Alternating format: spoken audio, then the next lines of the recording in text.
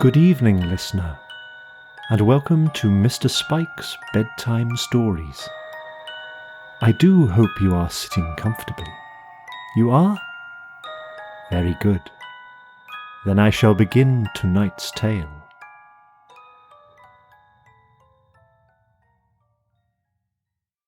The Fall of the House of Usher by Edgar Allan Poe. Part 3. It was especially upon retiring to bed late in the night of the 7th or 8th day after the placing of the Lady Madeline within the donjon that I experienced the full power of my feelings regarding Usher's condition.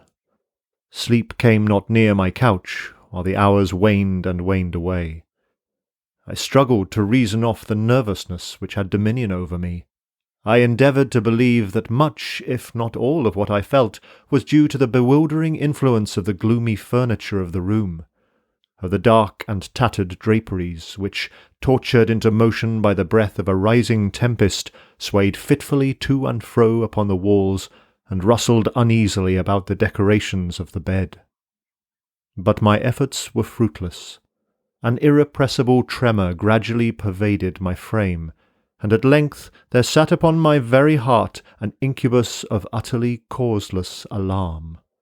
Shaking this off with a gasp and a struggle, I uplifted myself upon the pillows, and peering earnestly within the intense darkness of the chamber, hearkened, I know not why, except that an instinctive spirit prompted me, to certain low and indefinite sounds, which came through the pauses of the storm at long intervals, I knew not whence. Overpowered by an intense sentiment of horror, unaccountable yet unendurable, I threw on my clothes with haste, for I felt that I should sleep no more during the night, and endeavoured to arouse myself from the pitiable condition into which I had fallen by pacing rapidly to and fro through the apartment. I had taken but few turns in this manner, when a light step on an adjoining staircase arrested my attention. I presently recognized it as that of Usher. In an instant afterward he rapped with a gentle touch at my door, and entered bearing a lamp. His countenance was, as usual, cadaverously wan, but moreover there was a species of mad hilarity in his eyes, and evidently restrained hysteria in his whole demeanour. His air appalled me, but anything was preferable to the solitude which I had so long endured, and I even welcomed his presence as a relief. "And have you not seen it?" he said abruptly, after having stared about him for some moments in silence. "You have not then seen it? But stay, you shall." Thus speaking, and having carefully shaded his lamp, he hurried to one of the casements and threw it freely open to the storm. The impetuous fury of the entering gust nearly lifted us from our feet. It was indeed a tempestuous yet sternly beautiful night, and one wildly singular in its terror and its beauty.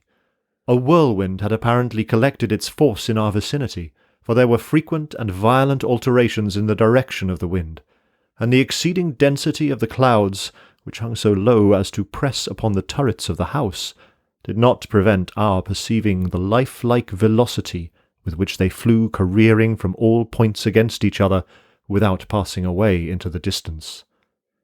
I say that even their exceeding density did not prevent our perceiving this, yet we had no glimpse of the moon or stars, nor was there any flashing forth of the lightning. But the undersurfaces of the huge masses of agitated vapour, as well as all terrestrial objects immediately around us, were glowing in the unnatural light of a faintly luminous and distinctly visible gaseous exhalation, which hung about and enshrouded the mansion. "You must not, you shall not behold this," said I shudderingly to Usher, as I led him with a gentle violence from the window to a seat. "These appearances which bewilder you are merely electrical phenomena not uncommon, or it may be that they have their ghastly origin in the rank miasma of the tarn.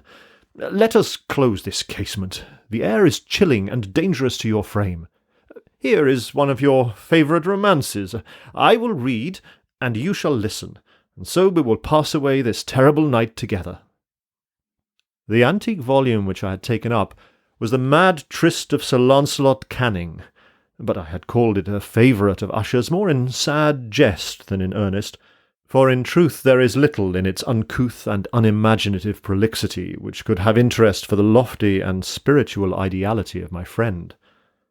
It was, however, the only book immediately at hand, and I indulged a vague hope that the excitement which now agitated the hypochondriac might find relief, for the history of mental disorder is full of similar anomalies, even in the extremeness of the folly which I should read.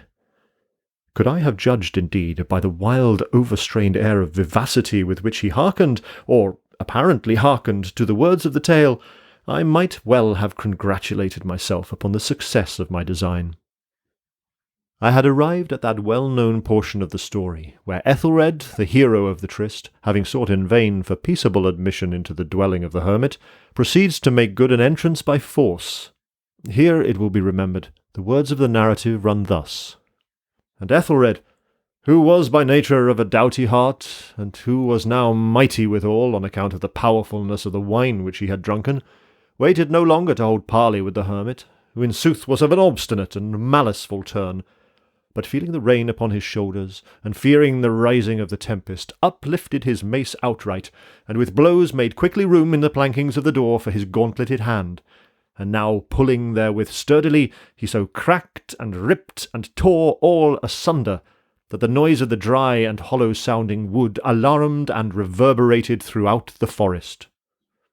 At the termination of this sentence I started, and for a moment paused, for it appeared to me, although I at once concluded that my excited fancy had deceived me, it appeared to me that from some very remote portion of the mansion there came indistinctly to my ears what might have been, in its exact similarity of character, the echo, but a stifled and dull one certainly, of the very cracking and ripping sound which Sir Launcelot had so particularly described.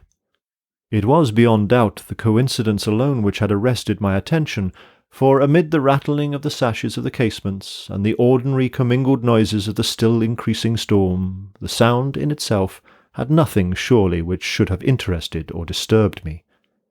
I continued the story. But the good champion Ethelred, now entering within the door, was sore enraged and amazed to perceive no signal of the maliceful hermit, but in the stead thereof a dragon of a scaly and prodigious demeanour, and of a fiery tongue, which sat in guard before a palace of gold with a floor of silver. And upon the wall there hung a shield of shining brass, with this legend enwritten: Who entereth herein a conqueror hath been, who slayeth the dragon, the shield he shall win. And Ethelred uplifted his mace, and struck upon the head of the dragon, which fell before him, and gave up his pesty breath, with a shriek so horrid and harsh, and withal so piercing, that Ethelred had fain to close his ears with his hands against the dreadful noise of it, the like whereof was never before heard. Here again I paused abruptly, and now with a feeling of wild amazement, for there could be no doubt whatever that in this instance I did actually hear, although from what direction it proceeded I found it impossible to say, a low and apparently distant, but harsh, protracted, and most unusual screaming or grating sound, the exact counterpart of what my fancy had already conjured up for the dragon's unnatural shriek as described by the romancer. Oppressed as I certainly was upon the occurrence of this second and a most extraordinary coincidence by 1,000 conflicting sensations, in which wonder and extreme terror were predominant, I still retained sufficient presence of mind to avoid exciting by any observation the sensitive nervousness of my companion. I was by no means certain that he had noticed the sounds in question, although, assuredly, a strange alteration had during the last few minutes taken place in his demeanour. From a position fronting my own, he had gradually brought round his chair so as to sit with his face to the door of the chamber, and thus I could but partially perceive his features, although I saw that his lips trembled as if he were murmuring inaudibly. His head had dropped upon his breast, yet I knew that he was not asleep from the wide and rigid opening of the eye as I caught a glance of it in profile. The motion of his body, too, was at variance with this idea, for he rocked from side to side with a gentle yet constant and uniform sway. Having rapidly taken notice of all this, I resumed the narrative of Sir Launcelot, which thus proceeded. And now the champion, having escaped from the terrible fury of the dragon, bethinking himself of the brazen shield and of the breaking up of the enchantment which was upon it, removed the carcass from out the way before him, and approached valorously over the silver pavement of the castle to where the shield was upon the wall, which in sooth tarried not for his full coming, but fell down at his feet upon the silver floor with a mighty, great, and terrible ringing sound. No sooner had these syllables passed my lips than, as if a shield of brass had indeed at the moment fallen heavily upon a floor of silver, I became aware of a distinct, hollow, metallic, and clangorous, yet apparently muffled reverberation. Completely unnerved, I leaped to my feet, but the measured rocking movement of Usher was undisturbed. I rushed to the chair in which he sat. His eyes were bent fixedly before him, and throughout his whole countenance there reigned a stony rigidity. But as I placed my hand upon his shoulder, there came a strong shudder over his whole person. A sickly smile quivered about his lips, and I saw that he spoke in a low, hurried, and gibbering murmur, as if unconscious of my presence. Bending closely over him, I at length drank in the hideous import of his words. Not hear it? Yes, I hear it, and have heard it. Long, many minutes, many hours, many days have I heard it, yet I dared not. Oh, pity me, miserable wretch that I am! I dared not speak. We have put her living in the tomb. Said I not that my senses were acute? I now tell you that I heard her first feeble movements in the hollow coffin. I heard them many days ago, yet I dared not speak. And now, tonight, Ethelred, the breaking of the hermit's door, and the death cry of the dragon, and the clangor of the shield, say, rather, the rending of her coffin, and the grating of the iron hinges of her prison, and her struggles within the coppered archway of the vault. Oh, whither shall I fly? Will she not be here anon? Is she not hurrying to upbraid me for my haste? Have I not heard her footstep on the stair? Do I not distinguish that heavy and horrible beating of her heart? Madman! Here he sprang furiously to his feet, and shrieked out his syllables as if in the effort he were giving up his soul. Madman! I tell you that she now stands without the door! As if in the superhuman energy of his utterance there had been found the potency of a spell, the huge antique panels to which the speaker pointed threw slowly back upon the instant their ponderous and ebony jaws.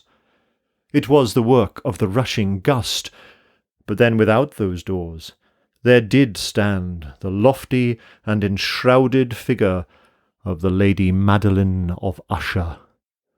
There was blood upon her white robes, and the evidence of some bitter struggle upon every portion of her emaciated frame. For a moment she remained trembling and reeling to and fro upon the threshold.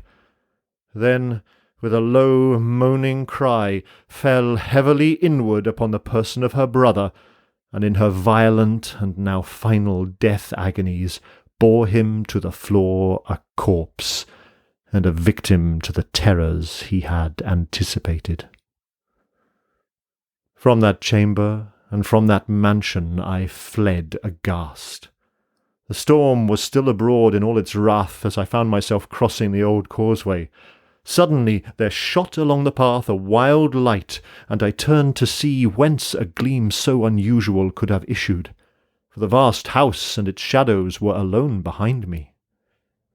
The radiance was that of the full setting and blood-red moon, which now shone vividly through that once barely discernible fissure of which I have before spoken as extending from the roof of the building in a zigzag direction to the base.